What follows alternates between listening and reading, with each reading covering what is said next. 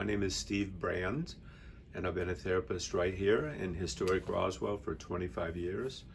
I was educated at Boston University. I have a double master's. I started my practice in Cambridge, just about a mile down from Harvard. And I moved here in '98 and started my practice here then. And I love what I do. Every case is different, but in patients with the biggest breakthroughs, what was it that they stopped or started doing? I think negative self-talk, because people have a lot of self-dialogue that they're not aware of. So in the beginning, from the get-go, I'll do things like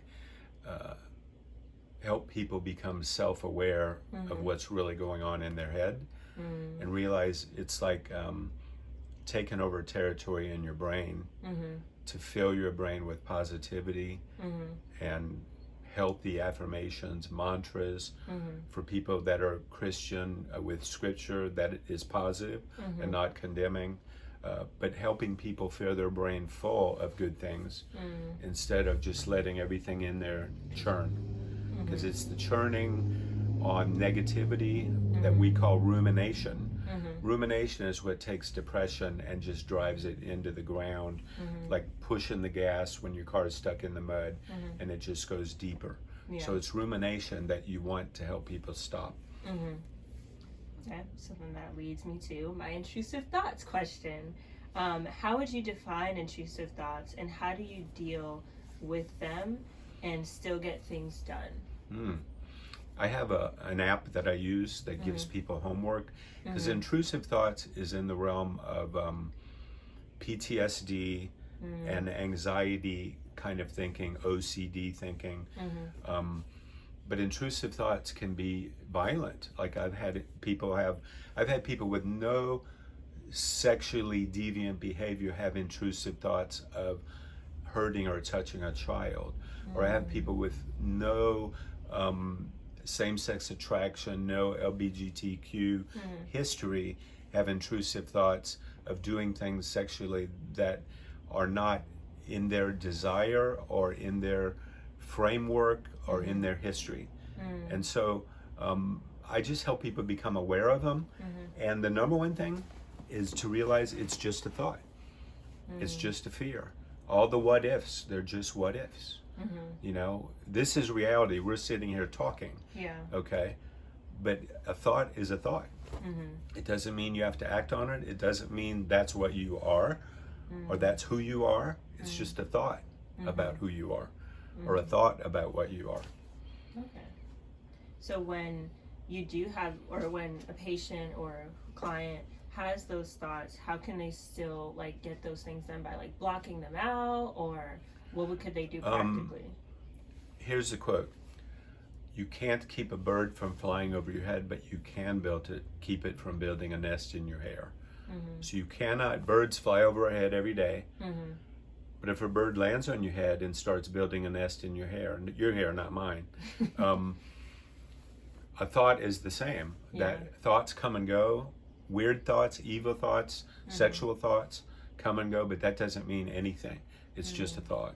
It's analyzing it and putting meaning to it that gets us into some weird headspace. So I just tell people, let them bounce off, let them fly over your head, and don't dwell on them, don't analyze them, don't make them doubt who you are. Gotcha. And where do these thoughts come from, would you say? Is it from our subconscious, from things like that we've just seen on our day-to-day? Where do you think these thoughts Well, they can come from abuse. I mean, trauma is like, if you have healthy boundaries, trauma will give you perforated boundaries. So you have all these places where life, the world, your job, people can come into your bubble, okay? And what I try to teach people is how to heal those broken boundaries and just have one gate that they're in charge of, okay? And so those kind of thoughts, intrusive thoughts, typically come from boundaries that have been broken down through trauma. Sometimes they come from a family history of anxiety, panic disorder, general anxiety disorder, but PTSD comes from trauma. You know, one thing I will mention is the ACE study. ACE. It's an abbreviation that stands for Adverse Childhood Experiences. So you can go online and take the ACE quiz in 2 minutes and know what your ACE score is based on your trauma history. And that score will tell you what level of things you're actually dealing with, and even be a predictor for future health. Because severe trauma can actually shorten our lives, because we spend so much of our lives in anxiety and panic and fear instead of in a healthy place. So as a marriage counselor, what is the most common problem or solution that you see or notice? Well, it's always about communication. So what I see, typically people get busy with jobs and kids, and they play tag team, like you take this kid, I'll take that kid, and they divide and conquer, and they end up just talking about logistics instead of, it only takes about 20 minutes of good conversation to have a decent marriage. And then people quit having that. And so they're in a thing called marriage, which is something that you have your best friend and you don't want to let this one get away, and you decide to marry that person because there's emotional intimacy. But when you divide and conquer and you're just doing logistics and talking about the job, the kids, the house, the cars, the yard, then it gets really thin, and the emotional intimacy is no longer there, and you're just roommates. So most marriages in America are shell marriages. You break them open and there's nothing inside, because they've been just roommates for years. Oh, wow.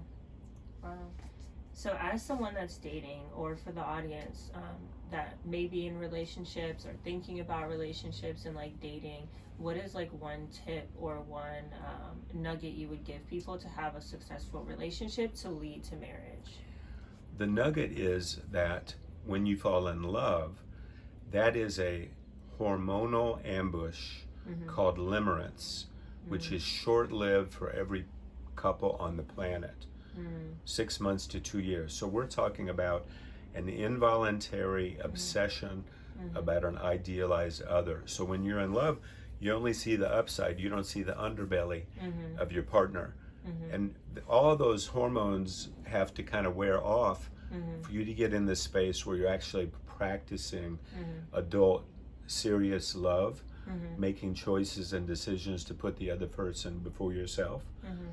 And that is something that most people don't do. M. Scott Peck, in the book called The Road Less Traveled, called it a dirty little ambush that nature plays on us to get us to mate and procreate.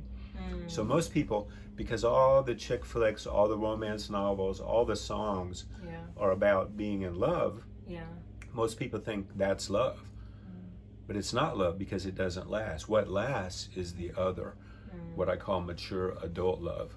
That's what lasts. That's what a relationship, an engagement, a marriage, a partnership with life and jobs and kids has to be based on something a lot deeper than feelings. Now the thing is, when you do the right thing, when you make the right choices, the good feelings follow. But most people want to chase the feelings and just get hooked up or get married because of limerence, not knowing that that's a fleeting thing. What are some ways others can be there for people struggling with their mental health? I think listening. There's a Jewish concept called practicing Shiva, where you sit with someone who's grieving, but you don't say anything. I think we tend to think we have to say something or give the perfect advice.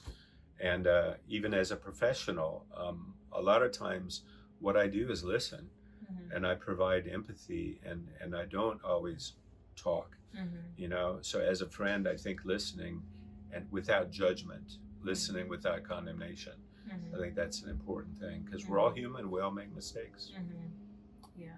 Thank you. You're welcome. So my last question is, what would you like to say to the audience? If you can give one tip or one bit of advice to young adults that are struggling with their mental health, that need help, what would you say? Get help. come see me. Okay. Come see me. I'll help you. I'm really good. I'm really good at what I do. Yeah. But they need to, get help. Yeah. There's actually research that says when you pick up the phone Mm-hmm. or you send an email to set up an appointment, Mm-hmm. you start to feel better because you finally did something. Mm-hmm. There's a thing in depression called do-nothingism, and when people get depressed, they get stuck. Mm-hmm. And when I think about people that come through my door, I think of them as stuck. Mm-hmm. There's something going on in their marriage, in their life, where they're stuck.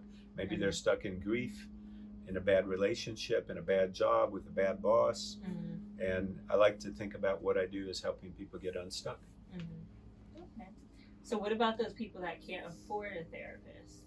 What would you Well, say? there are a lot of options online these days. Okay. And there's so much that you can learn from Insta, TikTok, all kinds of apps. Mm-hmm. You can meditate. You can learn how to breathe differently. Like if someone struggles with panic disorder, or if they have PTSD and they get tweaked, you can breathe your way out of that. And most people don't even know how simple it is. You can change your whole nervous system with 3 breaths. Didn't know that. Yeah. Well, thank you for taking the time to meet with me today and give us your words of wisdom Thank you. and everything. Yeah.